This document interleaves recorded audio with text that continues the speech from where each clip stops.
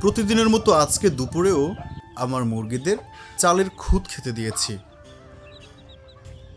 এই যে ঝুড়িটা দেখতে পাচ্ছেন, এই ঝুড়ির মধ্যে আমার ফুলটুসি তার বেবিগুলোকে নিয়ে থাকে। এখন তাদেরকে একটু উন্মুক্ত করে দিলাম।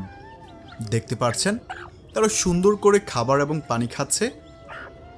ফুলটুসি তার বাবুদের দেখিয়ে দিচ্ছে কিভাবে পানি খেতে হয়। সত্যি বলতে এই বেবিদের দেখতে আমার অনেক বেশি ভালো লাগে।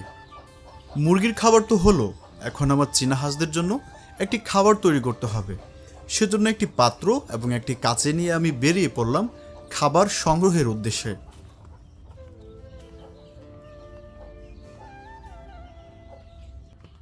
হাঁটি হাঁটি পা পা করে আমি এগিয়ে যাচ্ছি আমাদের ছোট কৃষি জমিটাতে, এবং আমার হাতে লাগানো লাউ গাছ থেকে কিছু পাতা সংগ্রহ করছি। এই পাতা দিয়েই আমার চীনা হাঁসদের জন্য আজকে একটি বিরিয়ানি রান্না করব, যাকে আমি নাম দিয়েছি পাতা বিরিয়ানি। আলহামদুলিল্লাহ, আমাদের পাতা সংগ্রহ করা শেষ।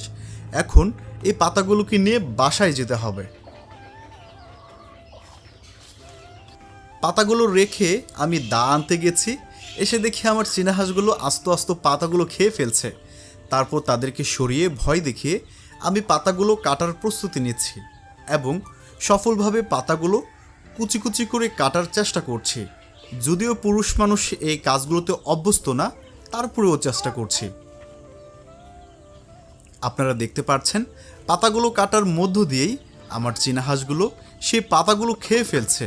কিন্তু আমি শুধু পাতা খাওয়াবো না, পাতার সাথে আরও কয়েকটি উপাদান মিক্স করতে হবে। কারণ শুধু পাতা খাওয়ালে তাদের পেট ভরবে, কিন্তু তারা পুষ্টি পাবে না। পুষ্টির জন্য আমি আরও কিছু উপাদান এতে মিক্স করব। আলহামদুলিল্লাহ, আমাদের পাতাগুলো কাটা শেষ হয়েছে। এখন তার সাথে ধানের কুড়া, ভাতের মার এবং এর সাথে অল্প পরিমাণে লবণ মিশিয়ে আমি কাটা পাতাগুলোর সাথে ভালো করে মিক্স করছি। তার সাথে অল্প একটু পানি দিচ্ছি এবং এই পাত্র থেকে অল্প পরিমাণ ফিড এই খাবারে মিক্স করে দেব, যাতে তারা স্বাচ্ছন্দ্যে এই খাবারটা খেতে পারে। খাবারগুলো মিক্স করা কমপ্লিট হয়েছে।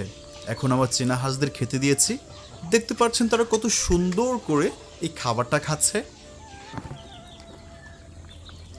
একটা জিনিস আপনাকে মাথায় রাখতে হবে, চীনা হাঁস পালন অনেক বেশি লাভজনক, তবে তাকে এমন কিছু খাবার দিতে হবে যে খাবারগুলো খাওয়ার ফলে তার খাবার খরচ কমে যাবে। কারণ আপনারা সকলেই জানেন চীনা হাঁস প্রচুর পরিমাণে খাবার খায়। এখন আপনি তাকে শুধু যদি ধান এবং ফিড খেতে দেন, তাহলে কোনোভাবে আপনি তাকে খাবার খাইয়ে পোষাতে পারবেন না।